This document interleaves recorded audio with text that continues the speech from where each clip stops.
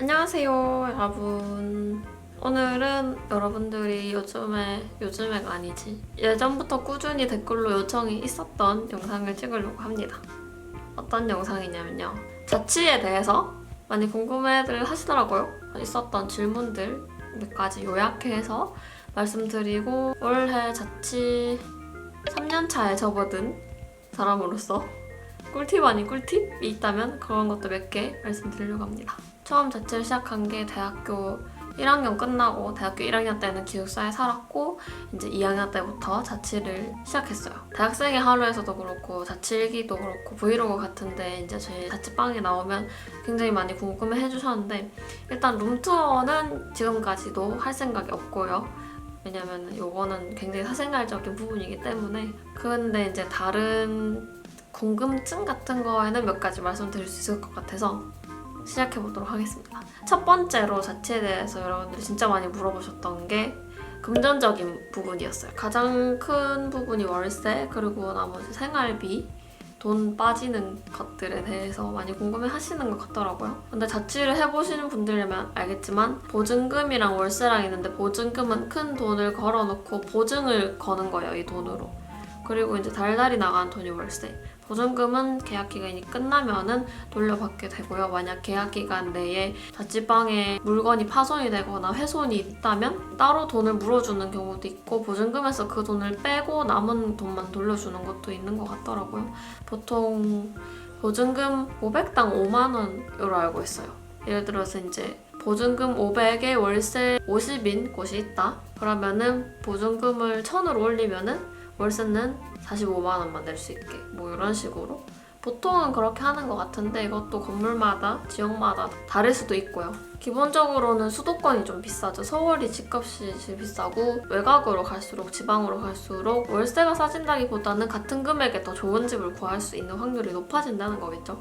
또 서울도 좀 위치에 따라서 가격이 차이가 나긴 하는데, 비교적 월세가 싼 지역이 있고 또 안 그런 지역이 있어요. 역세권으로 가까이 갈수록 더 비싸지는 곳도 많고, 대학교 근처도 진짜 비싸고요. 기본적으로 드는 생활비, 보통 딱 크게 나누면은 식자재 값, 그리고 관리비, 공과금, 요 정도가 되겠네요. 월세를 빼고. 보통 이제 집에서 밥을 잘 안 해 먹잖아요, 자취를 하면은. 근데 뭐 시켜 먹거나 뭐 그런 것들까지 다 포함을 해서 식자재에 넣었고요. 관리비는 이제 자취방에 살면서 공동으로 쓰는 시설들 있잖아요. 뭐 재활용 분리수거라든가 음식물 쓰레기라든가 이런 것들까지 다 관리비에 포함이 됩니다. 이것도 진짜로 사는 곳마다 다 다른 것 같아요.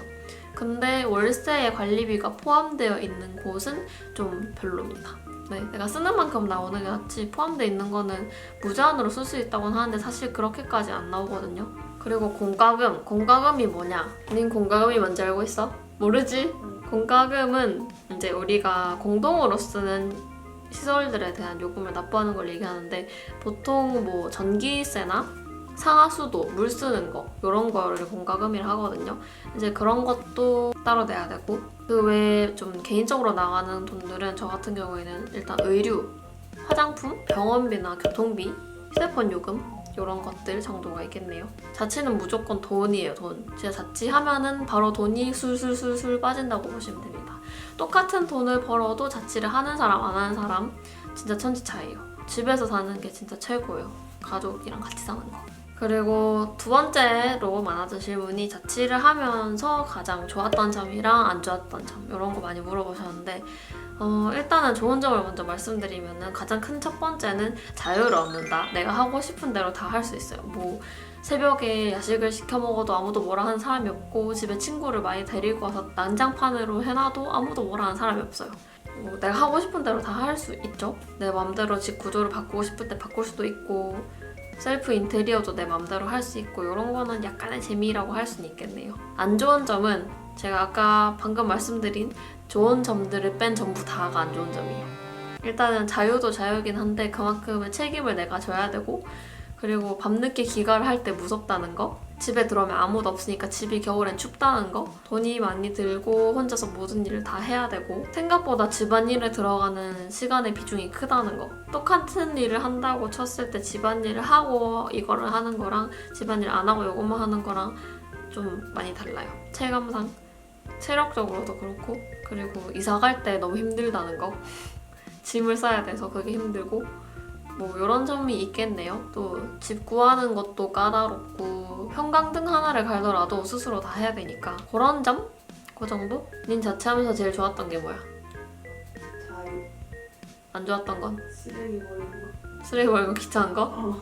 그리고 세 번째로는 자취 꿀팁! 꿀팁이라고 하기에는 좀 그런데 제 경험을 바탕으로 몇 개 얘기를 해드리면요. 일단 첫 번째로 가장 중요한 자취방 구할 때 알아둬야 되는 거, 꼭 체크해야 되는 게 있는데요. 일단은 위치가 굉장히 중요하겠죠. 자취방의 위치. 가장 중요한 게 주변에 술집이 없어야 되고요. 대학교 근처 역 가까이 있는 집이 비싸고요. 저는 방을 구할 때 지금 학교 안 다니고 있어서 상관이 없긴 한데 학교를 다닐 때는 학교 근처 가까운 곳, 역에서 너무 가깝진 않지만 그래도 걸어서 갈 수 있는 거리, 적당한 거리에서 주변에 술집이 없고 조용하고 가격이 합리적이고 넓이가 그래도 괜찮은 곳을 찾아야 하기 때문에 굉장히 힘듭니다. 그게. 방을 볼 때는요. 꼭 낮이랑 밤이랑 둘 다 가봐야 되는데요.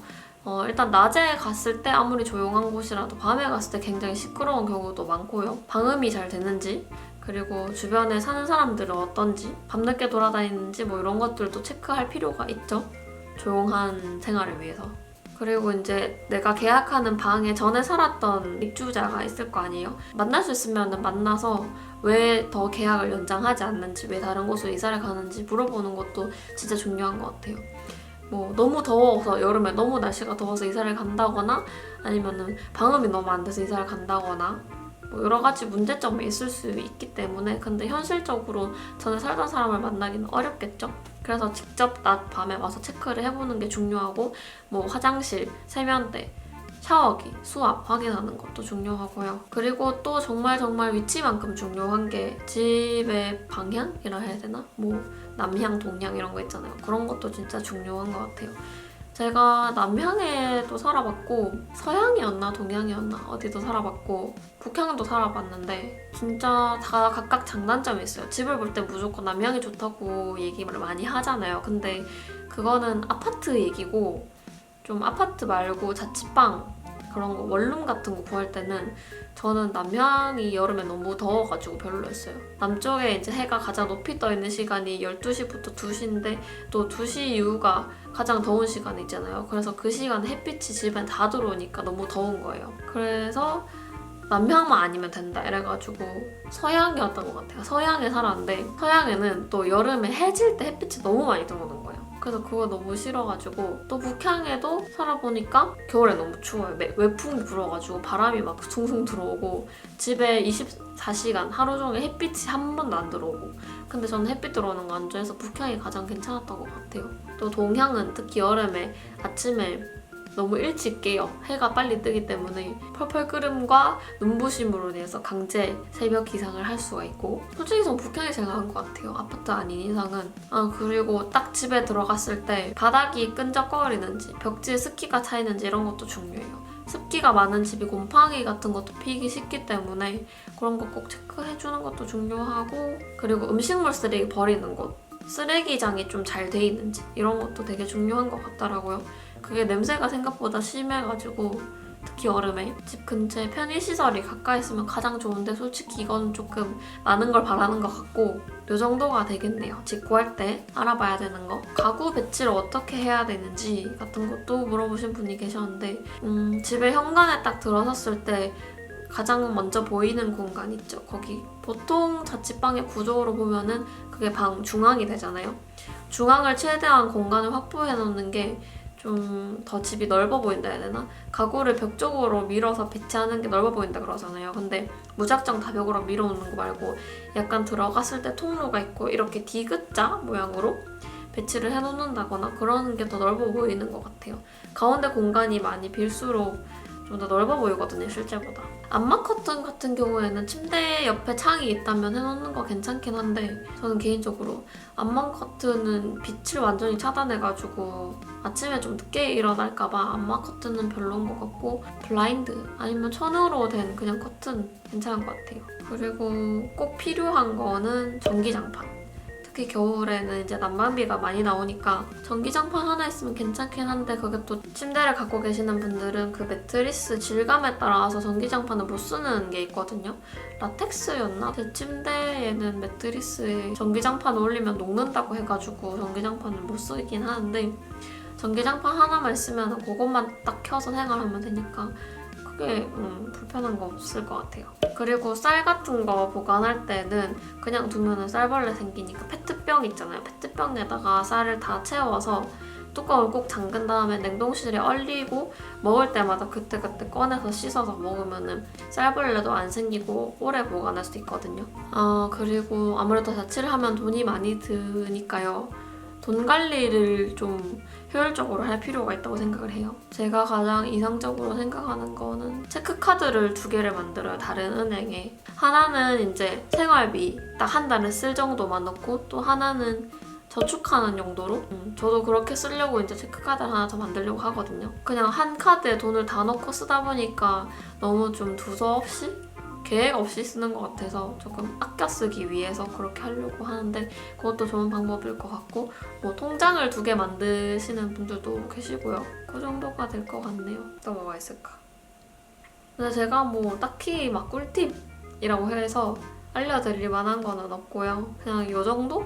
요 정도가 되겠네요. 좀 여러분들 궁금증이 조금이나마 풀렸으면 좋겠지만 뭔가 더 있었던 것 같은데 왜 생각이 안 나지? 네, 아무튼 오늘 영상